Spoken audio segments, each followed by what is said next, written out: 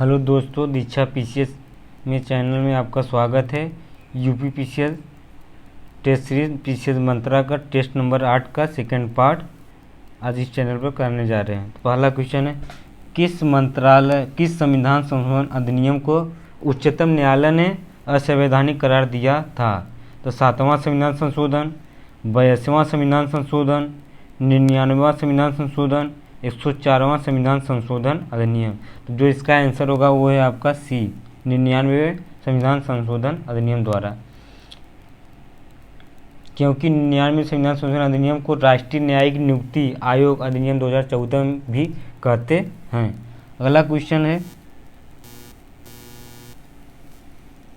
निम्न कथनों पर विचार कीजिए। संघ लोक सेवा आयोग के अध्यक्ष एवं सदस्य की नियुक्ति राष्ट्रपति द्वारा की जाती है, तो सही है। राज्य लोक सेवा आयोग के अध्यक्ष एवं सदस्य की नियुक्ति राष्ट्रपति द्वारा की जाती है, तो गलत है, क्योंकि राष्ट्रपति के द्वारा नहीं होता, ये राज्यपाल के द्वारा होता है।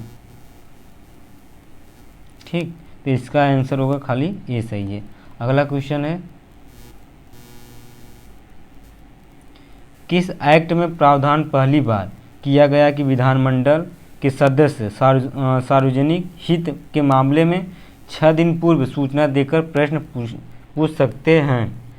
तो जो इसका आंसर होगा वो है आपका डी, 1892 का भारतीय परिषद अधिनियम द्वारा, क्योंकि 1892 का भारतीय परिषद अधिनियम कई मायने में महत्वपूर्ण रहा है।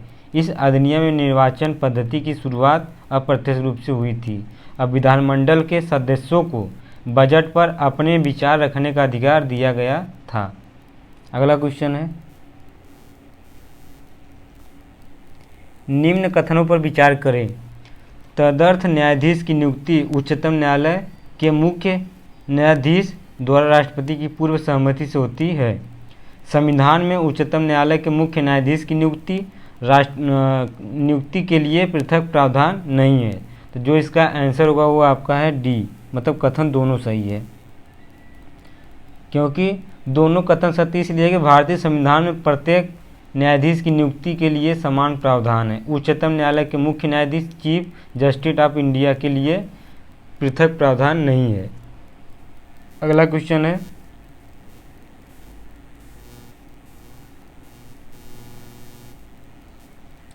अनुदान मांगों पर मतदान का अधिकार है लोकसभा को, राज्यसभा को, लोकसभा एवं राज्यसभा दोनों को ऐसी कोई व्यवस्था नहीं है।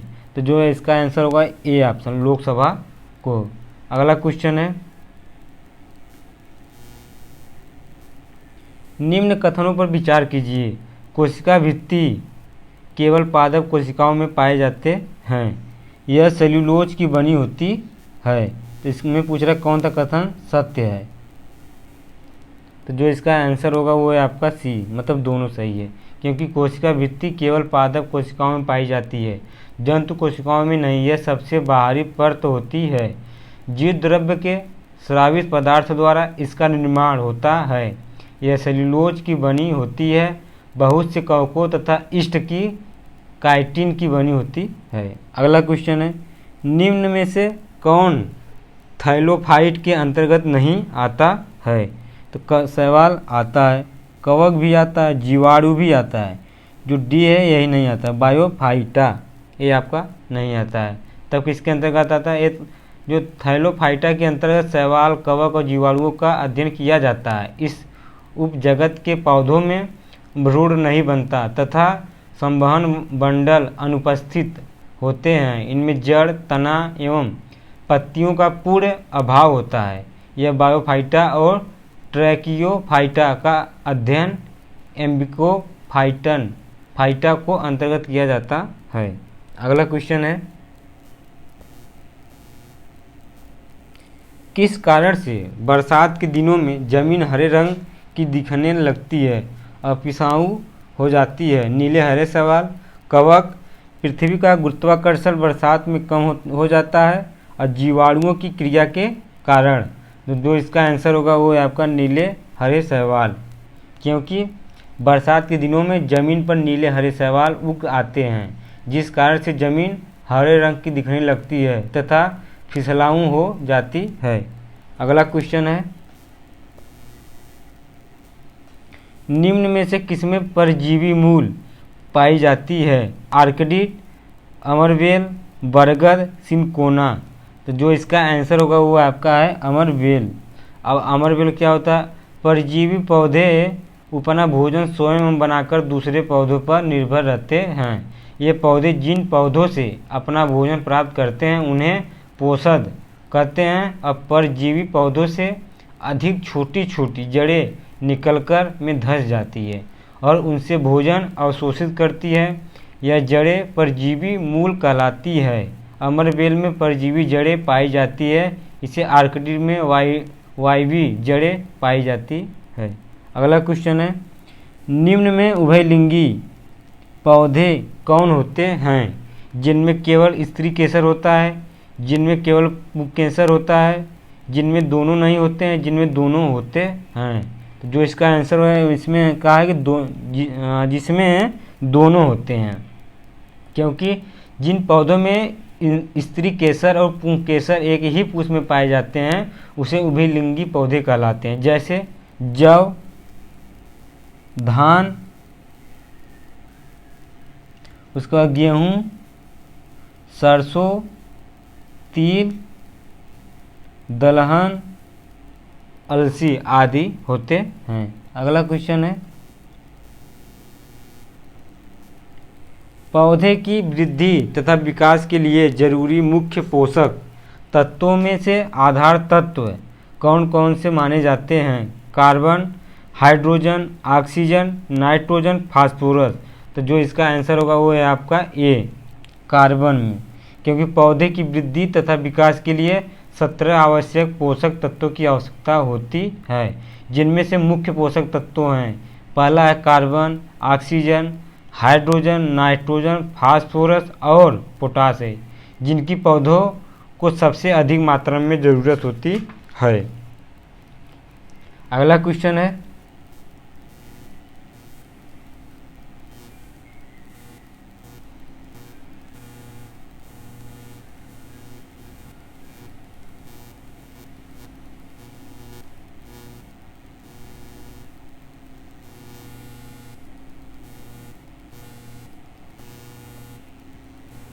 इसका जो आंसर होगा वो आपका है ए।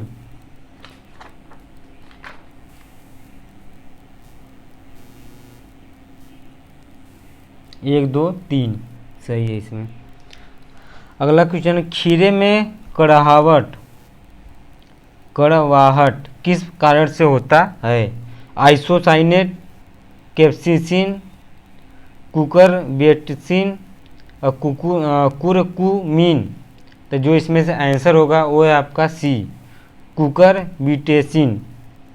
अगला क्वेश्चन है, निम्न में से किस संघ के जंतुओं में नलिका प्रणाली पाया जाता है? प्रोटोजोआ, पोरीफेरा,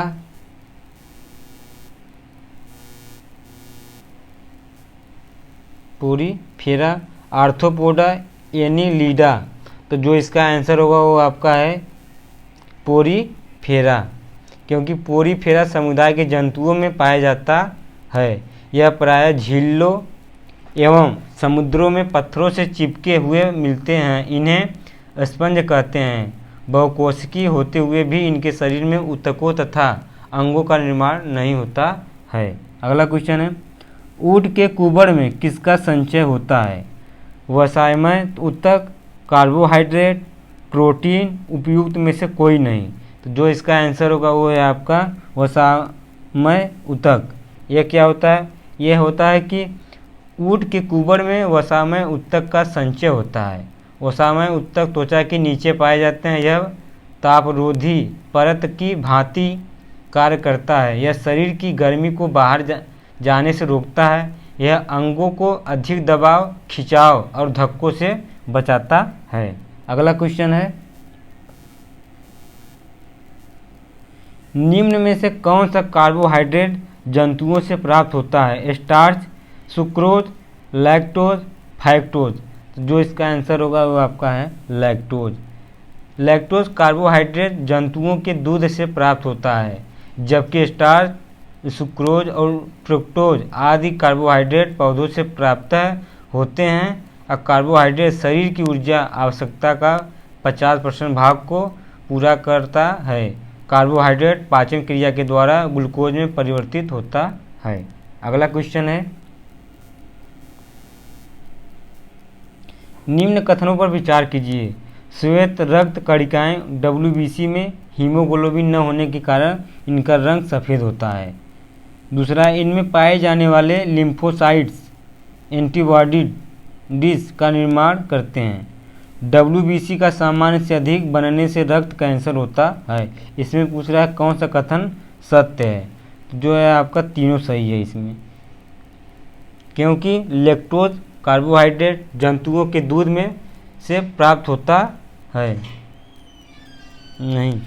और श्वेत रक्त कणिकाओं की संख्या लाल रक्त कणिकाओं से ज़्यादा होती है। इनमें हीमोग्लोबिन न होने के कारण इनका रंग सफ़ेद होता है। अगला क्वेश्चन है,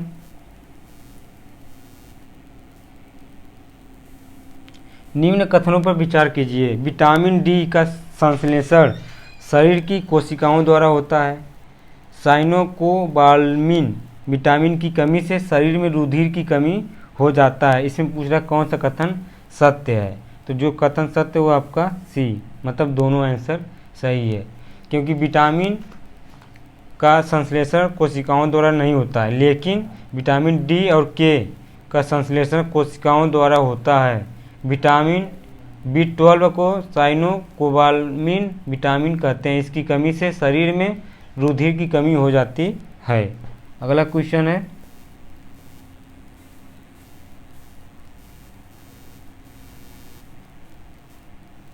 निम्न में थायरॉक्सिन की कमी से कौन सा रोग हो जाते हैं? मिक्सिडीमा, जड़मानवता, घेंगा, टॉक्सिन ग्वाइटर।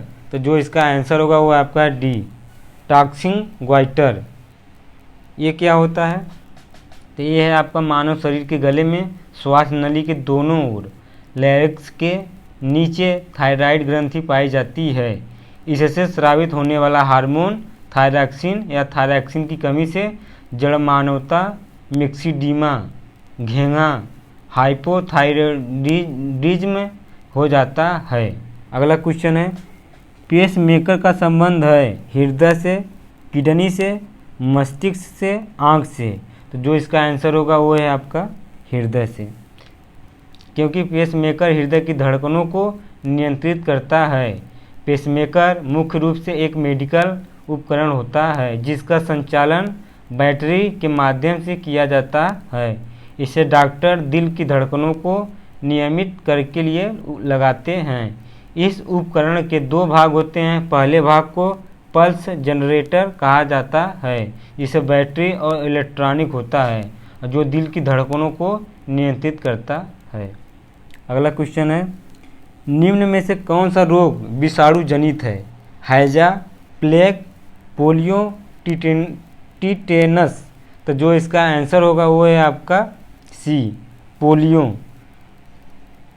क्योंकि पोलियो एक विषाणु जनित रोग है, जबकि हैजा, प्लेग और टिटेनस ये जीवाणु जनित रोग हैं।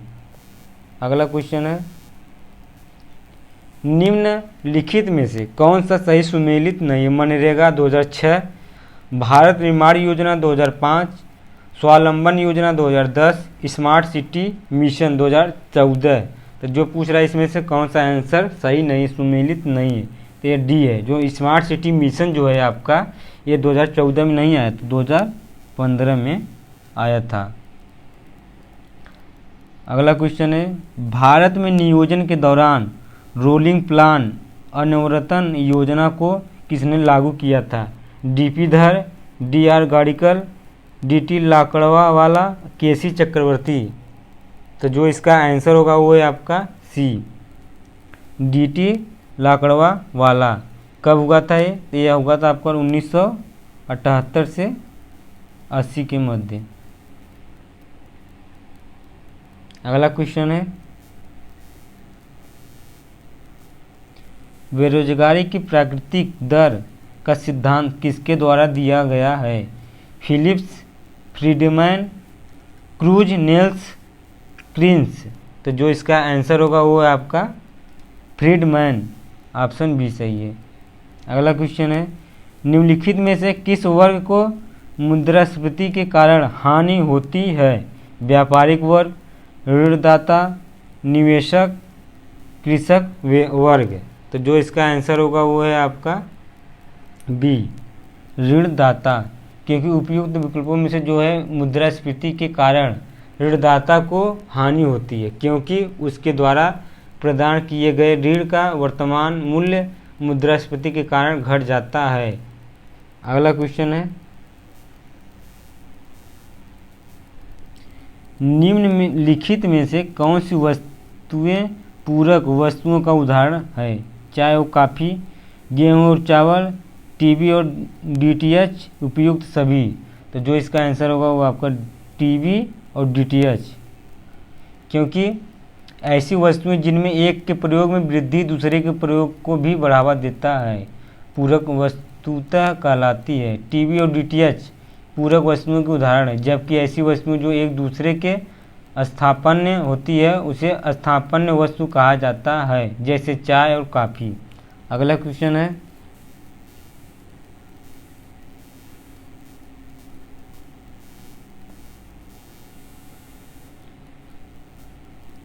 राष्ट्रीय खाद्य सुरक्षा अधिनियम 2013 के संबंध में क्या गलत है? तो जो इसमें गलत है पूछ रहा है कि कौन सा ऑप्शन गलत है, तो ये है आपका सी। अधिनियम के अंतर्गत पात्र व्यक्तियों की पहचान केंद्र सरकार द्वारा की जाएगी, तो नहीं। तब किसके द्वारा की जाएगी? तो राष्ट्रीय खाद्य सुरक्षा अधिनियम जो है 2013 के अंतर्गत पात्र व्यक्तियों की पहचान राज्य सरकार द्वारा की जाएगी, केंद्र सरकार नहीं, राज्य सरकार। ठीक। और कुल इसके अंतर्गत देश की कुल जनसंख्या 67 से 75% ग्रामीण और 50% शहरी जनसंख्या कवर किया गया है। अगला क्वेश्चन है, किसानों को अपने उत्पादन को सीमित रखने के लिए एवज में दी जाने वाली आर्थिक सहायता को किसके अंतर्गत रखा गया है? Green box, blue box, Ambar box, special and differential box. जो इसका आंसर होगा वो है आपका बी, ब्लू बॉक्स। अगला क्वेश्चन है, क्षेत्रीय ग्रामीण बैंक की स्थापना में सबसे कम पूंजी किसके द्वारा लगाई जाती है? भारत सरकार, प्रवर्तक बैंक, कॉरपोरेट क्षेत्र, राज्य सरकार। तो जो इसका आंसर होगा वो आपका डी, राज्य सरकार द्वारा, क्योंकि क्षेत्रीय ग्रामीण बैंक की स्थापना में भारत सरकार, राज्य सरकार तथा व्यापारिक बैंक साझेदारी होती है, जिनके दौरान निम्नलिखित अनुपात में पूंजी गई, जिसे भारत सरकार नाबार्ड के माध्यम 50%, राज्य सरकार 15%, प्रवर्तक बैंक जो है 35%। क्षेत्रीय ग्रामीण बैंक की स्थापना जो है सर्वप्रथम 2 अक्टूबर 1975 की गई थी, 2 अक्टूबर 1975। ठीक। अगला क्वेश्चन है, परचेजिंग मैनेजर्स इंडेक्स पीएमआई किस अंक से ऊपर के स्तर को अर्थव्यवस्था में विस्तार से जोड़ा जाता है? तो जो इसका आंसर होगा वो है आपका ए, 50%। अगला क्वेश्चन है, सार्वजनिक उपक्रमों की रणनीति बिक्री में क्या शामिल है? 50% या उससे अधिक हिस्सेदारी की बिक्री, प्रबंधन नियंत्रण का हस्तांतरण, ए और बी दोनों, या उपयुक्त में से कोई नहीं। तो जो इसका आंसर होगा ए और बी दोनों सही है। अगला क्वेश्चन है, भारत में स्थापित विद्युत क्षमता की दृष्टि से ताप विद्युत के बाद किसका सर्वाधिक योगदान है?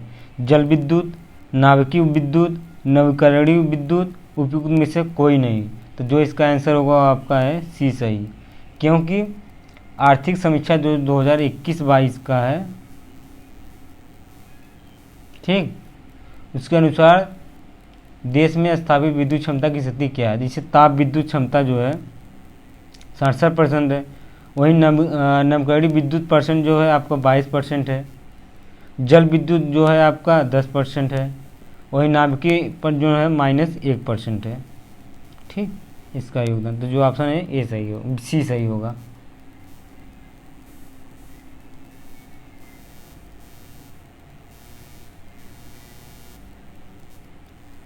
भारत में कारोबार प्रत्याशा सूचकांक BEI किसके द्वारा जारी किया जाता है? तो ये आपका है भारत रिजर्व बैंक द्वारा। अगला क्वेश्चन है, आर्थिक समीक्षा 2021-22 के अनुसार देश में मान्यता प्राप्त स्टार्टअप्स की सर्वाधिक संख्या किस प्रदेश में है? कर्नाटक, तमिलनाडु, गुजरात, महाराष्ट्र। तो जो इसमें आंसर होगा वो आपका है महाराष्ट्र, क्योंकि आर्थिक समीक्षा 2021-22 के अनुसार देश में मान्यता प्राप्त स्टार्टअप्स की सर्वाधिक संख्या महाराष्ट्र कितना है? लगभग 11,308। ठीक, अगला क्वेश्चन है, केंद्रीय बजट 22 और 23 में करदाताओं को अपनी गलतियों को सही करने के लिए कितने वर्ष के भीतर उद्यान पर्यटन दायर करने की अनुमति दी गई है? 1 वर्ष, 2 वर्ष, 3 वर्ष, 4 वर्ष। तो जो आंसर होगा इसका 2 वर्ष के लिए। अगला क्वेश्चन है, केंद्रीय बजट 22 और 23 में कितने मल्टी मॉडल लॉजिस्टिक पार्क की स्थापना का लक्ष्य रखा गया है? तो जो इसका आंसर होगा वो है आपका 4। ठीक, अगला क्वेश्चन है,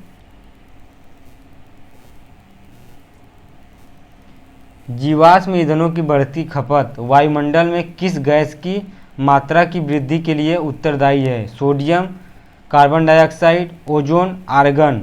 तो जो इसका आंसर होगा आपका बी, कार्बन डाइऑक्साइड। अगला क्वेश्चन है, भारत के सर्वाधिक महत्वपूर्ण व्यावसायिक वन है? उष्णकटिबंधीय पतझड़ वन, कोरधारी वन, सदाबहार वन, इनमें से कोई नहीं। तो जो इसका आंसर होगा वो आपका ए सही है, उष्णकटिबंधीय पतझड़ वन, क्योंकि उष्णकटिबंधीय पतझड़ वन अर्थात उष्ण मानसूनी का आर्थिक दृष्टि से भारत की सर्वाधिक महत्वपूर्ण वन है। इस वन में सागौन, साल, शीशम, चंदन, आंवला, महुआ, कुसुम, जामुन आदि के वृक्ष पाए जाते हैं। अगला क्वेश्चन है, फसलों को हानि पहुंचाने वाले कीटों को रोकने के लिए DDT का छिड़काव किस पोषक स्तर पर होना चाहिए? प्राथमिक उत्पादक, द्वितीयक उत्पादक, तृतीयक उत्पादक, ए और बी दोनों। तो जो इसका आंसर होगा वो आपका ए सही है, प्राथमिक उत्पादक। अगला क्वेश्चन है, ताप विद्युत ग्रहों से निष्कासित कौन सी गैस वायु से प्रदूषित करती है? Sulphur dioxide, carbon dioxide, nitrogen oxide. तो जो इसका आंसर होगा वो आपका बी, 1, 2, 3, मतलब तीनों से प्रदूषण करती है। अगला क्वेश्चन है,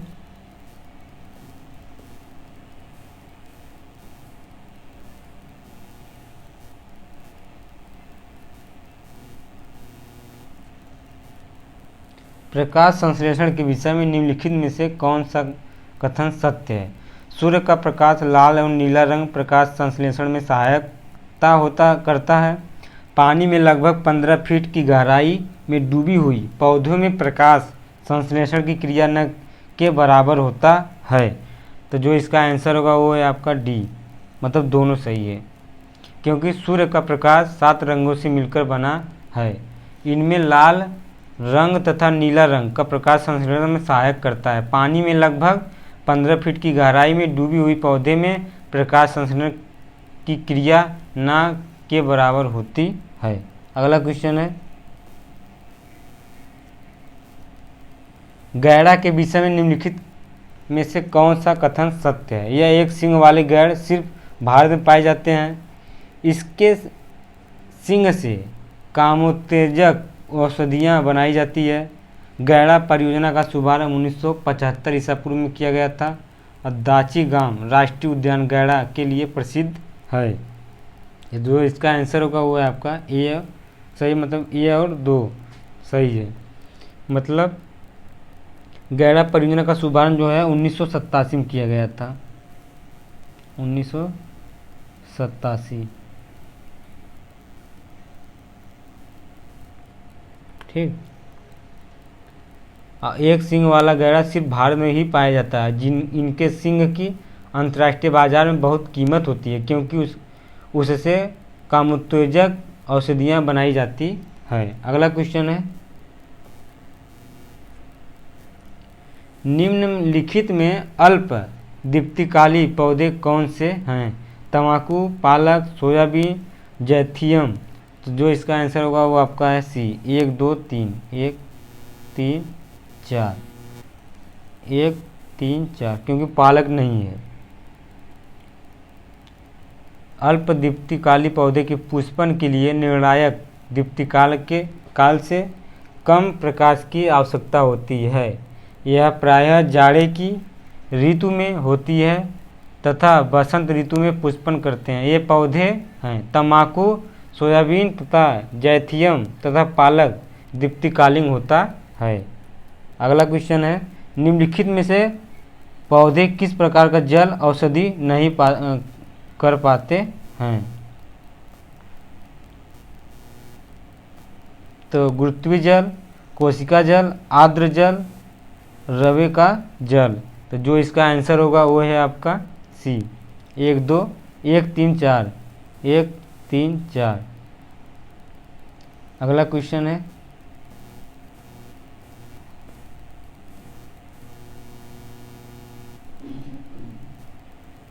राजाजी राष्ट्रीय पार्क एक प्राकृतिक आवास है।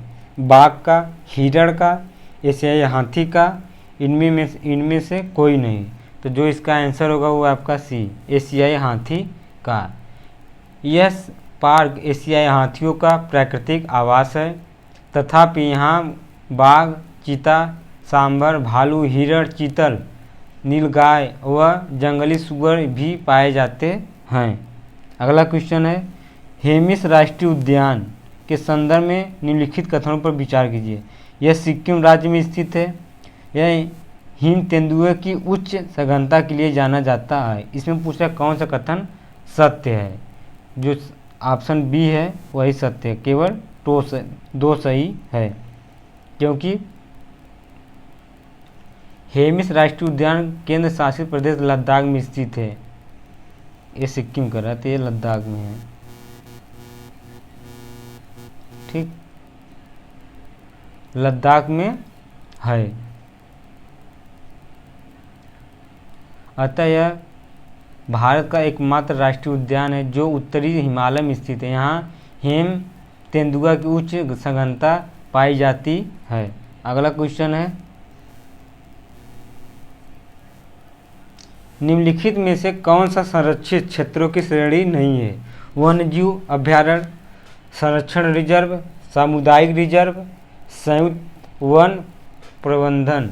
तो जो इसका आंसर होगा वो है आपका डी, संयुक्त वन प्रबंधन। क्योंकि 1970 में वन्यजीव संरक्षण के लिए राष्ट्रीय नीति को अपनाया जाना तथा 1972 में वन्यजीव संरक्षण अधिनियम का अधिनियम होना दोनों संरक्षित क्षेत्र नेटवर्क में महत्वपूर्ण वृद्धि को दर्शाते हैं। अगला क्वेश्चन है, निम्नलिखित राज्यों में से किस एक में पंखोई वन्यजीव अभयारण्य अवस्थित है? अरुणाचल प्रदेश में, मणिपुर में, मेघालय में, नागालैंड में। तो जो इसका आंसर होगा वो आपका है अरुणाचल प्रदेश। क्योंकि पंखोई वन्यजीव अभयारण्य अरुणाचल प्रदेश की पूर्वी कार्मेंग जिले में स्थित है। वर्ष 1977 में इसको वन्यजीव घोषित किया गया था, जबकि वर्ष 2022 में प्रोजेक्ट टाइगर के तहत टाइगर रिजर्व भी घोषित किया गया।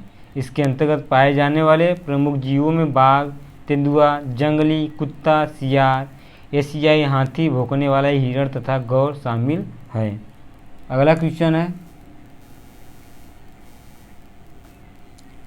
संकटापन्न जीव समुद्री गाय कहाँ पाई जाती है?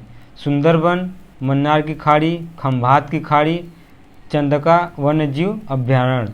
तो जो इसका आंसर होगा वो आपका है मन्नार की खाड़ी। अगला क्वेश्चन है, वन्य जीव संरक्षण अधिनियम 1972 की सूची 1 और 2 के तहत निम्नलिखित में कौन सा जीव पूर्णतः संरक्षित नहीं है? तो जो इसका आंसर होगा वो आपका है डी, भौंकने वाला हिरण। क्योंकि वन्य जीव संरक्षण अधिनियम 1972 में 6 अनुसूचियां हैं जिनमें संरक्षण के अलग अलग मानदंड है। अनुसूची 1 और अनुसूची 2 के खंड 2 अत्यधिक संरक्षण प्रदान करते हैं, जिसे इनके तहत किए गए अपराधों को अधिकतम दंड के रूप में इंगित किया गया है। भौंकने वाला हिरण अनुसूची 3 में है। अगला क्वेश्चन है, एक कार्बन क्रेडिट को किसके तुल्य माना जाता है?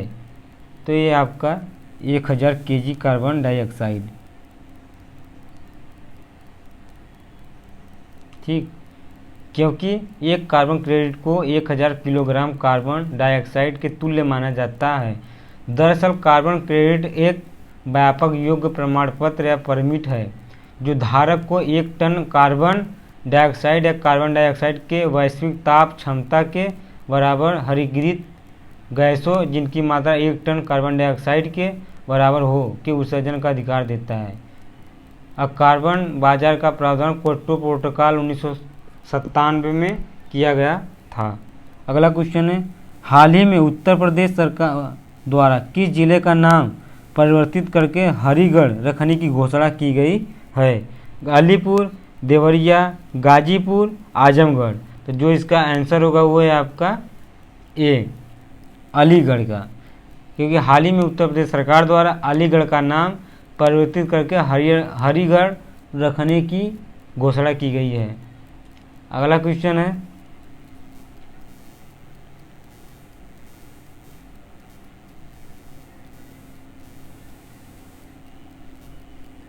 शहीद अशफाक उल्लाह खान प्रणाली उद्यान उत्तर प्रदेश किस जिले में स्थित है? तो जो इसका आंसर होगा वो आपका है गोरखपुर में। क्योंकि शहीद अशफाक उल्लाह खान प्राणी उद्यान उत्तर प्रदेश के गोरखपुर जिले में स्थित है।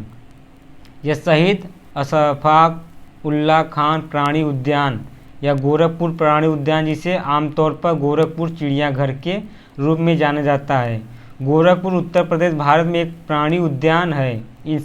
इसका नाम प्रसिद्ध भारतीय स्वतंत्रता सेनानी शहीद अशफाक उल्लाह खान के नाम पर रखा गया है। अगला क्वेश्चन है, 2 फरवरी 2022 को उत्तर प्रदेश के किस वन्यजीव अभ्यारण्य को रामसर साइट घोषित किया गया है? बखीरा वन्यजीव अभ्यारण्य, किशनपुर वन्यजीव विहार, महावीर स्वामी वन्यजीव अभ्यारण्य, राष्ट्रीय चंबल वन्यजीव अभ्यारण्य। तो जो इसका आंसर होगा वो है आपका ए। क्योंकि 2 फरवरी 2022 के विश्व आर्द्रभूमि दिवस के अवसर पर केंद्रीय पर्यावरण मंत्री भूपेंद्र यादव ने हरियाणा के गुरुग्राम के सुल्तानपुर राष्ट्रीय पक्षी उद्यान में आयोजित एक कार्यक्रम के दौरान उत्तर प्रदेश के बखीरा वन्यजीव अभ्यारण्य को, गुजरात के खजूरिया वन्यजीव अभ्यारण्य को रामसर स्थल घोषित किया है। इसके पश्चात देश में संरक्षित आर्द्रभूमियों की कुल संख्या 49 हो गई है। वहीं उत्तर प्रदेश में रामसर स्थलों की कुल संख्या 10 हो गई है। बखीरा वन्यजीव अभ्यारण्य संत कबीर नगर जनपद में स्थित है। इसके अतिरिक्त पश्चिम उत्तर प्रदेश के हस्तिनापुर वन्यजीव अभ्यारण्य की सीमाओं में स्थित हैदरपुर वेटलैंड को भी दिसंबर 2021 में रामसर साइट के रूप में मान्यता दी गई है। अगला क्वेश्चन है, देश की पहली मोबाइल हनी प्रोसेसिंग वैन का उद्घाटन उत्तर प्रदेश के किस जिले में किया गया है? तो है आपका गोरखपुर में। अगला क्वेश्चन है, हाल ही में ब्रह्मोस मिसाइल के विनिर्माण केंद्र का उद्घाटन किस शहर में किया गया है? फैजाबाद, नोएडा, लखनऊ, गोरखपुर। तो जो इसका आंसर होगा वो आपका है लखनऊ। अगला क्वेश्चन है, भारत वन स्थिति रिपोर्ट 2021 के अनुसार भारत के कुल कितने प्रतिशत क्षेत्र पर वन है? तो ये आपका 21.71%, मतलब 71%। अगला क्वेश्चन है, निम्नलिखित में से किसको एक वर्ष 2022 के पद्म विभूषण पुरस्कार से सम्मानित नहीं किया गया है? जनरल बिपिन रावत, राधेश्याम खेमका, कल्याण सिंह, गुलाम नबी आज़ाद। तो जो इसका आंसर होगा वो होगा गुलाम नबी आज़ाद। और बकिया लगभग 17 व्यक्तियों को पद्म विभूषण से सम्मानित किया गया है। अगला क्वेश्चन है, निम्नलिखित में से किस एक को वर्ष 2022 की पद्म विभूषण सम्मान से सम्मानित नहीं किया गया था? अवनी लेखरा, गुरमीत बाबा, देवेंद्र झाझड़िया, साइरस पूनावाला। तो जो इसका आंसर है वो आपका है वह अवनी लेखरा।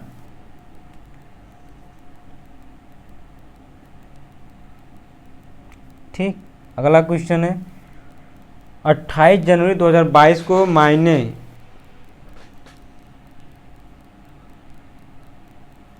गए विश्व को डेटा गोपनीयता दिवस का केंद्रीय विषय क्या था? Privacy is our right, privacy in metaworld, privacy matters, privacy is a for dignity. तो जो इसका आंसर होगा वो है आपका सी, प्राइवेसी मैटर्स। जो इसका आंसर क्या कहते हैं कि 132 का जो पद्म विभूषण है ये आपका गुलाम नबी आज़ाद को नहीं दिया गया था, इसमें 3 लोग को दिया गया था और उसमें हम 17 यही गलती हो गया था, हम सॉरी। ठीक। अगला क्वेश्चन है,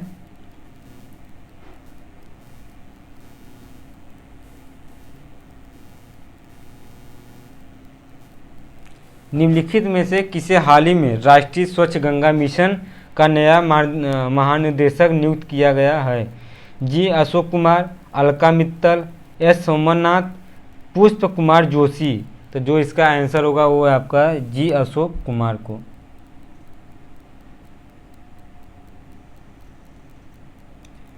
हाल ही में नसुनतारा को निम्नलिखित में से किस देश की राजधानी घोषित किया गया है? तो ये आपका इंडोनेशिया का, क्योंकि हाल ही में नुसंतारा को इंडोनेशिया की नई राजधानी घोषित किया गया है।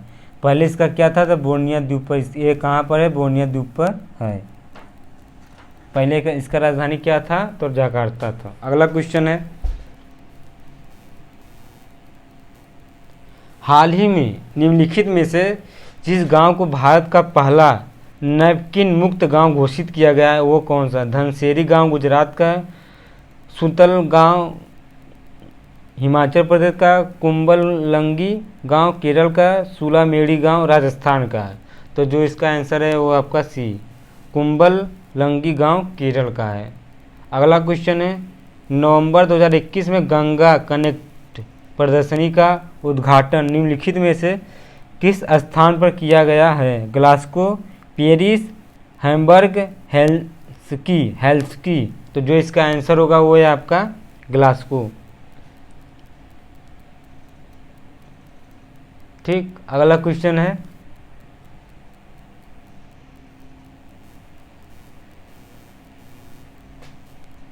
नवंबर 2021 में हाइड्रोजन ऊर्जा पर पहला अंतर्राष्ट्रीय सम्मेलन का आयोजन किस स्थान पर किया गया है?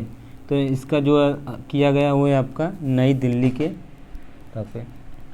अगला क्वेश्चन, वर्ष 2025 में एशियाई युवा पैरा खेलों की मेजबानी किसके द्वारा की जाएगी? नई दिल्ली द्वारा, Tashkent Uzbekistan, Dushanbe Tajikistan, Karachi Pakistan.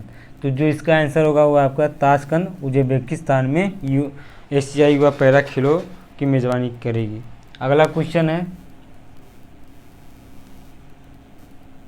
हाल ही में लाल सलाम एक उपन्यास नामक पुस्तक किसने लिखी है? तो वो है आपका स्मृति ईरानी।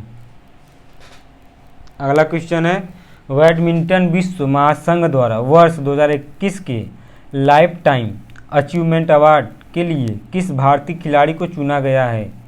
तो है आपका प्रकाश पादुकोण को। अगला क्वेश्चन है,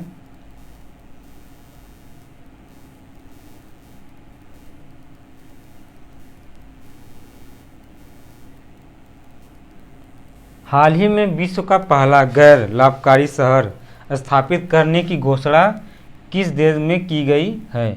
सऊदी अरब, ईरान, संयुक्त अरब अमीरात, नीदरलैंड। जो इसका आंसर होगा वो है आपका सऊदी अरब, क्योंकि हाल ही में सऊदी अरब के प्रिंस मोहम्मद बिन सलाम अल सऊद ने विश्व का पहला गैर लाभकारी शहर स्थापित करने की घोषणा की है। अगला क्वेश्चन है, 11 नवंबर 2021 को निम्नलिखित में से किस स्थान पर रानी लक्ष्मीबाई की प्रतिमा का अनावरण किया गया है? हिसार, सूरत, जोधपुर, मैसूर। तो जो इसका आंसर होगा वो है आपका ए, हिसार। अगला क्वेश्चन है, निम्नलिखित में से किस वर्ष 2021 के बुकर पुरस्कार से सम्मानित किया गया है? तो किससे किया गया? तो ये है आपका डेमोन गैलेगट।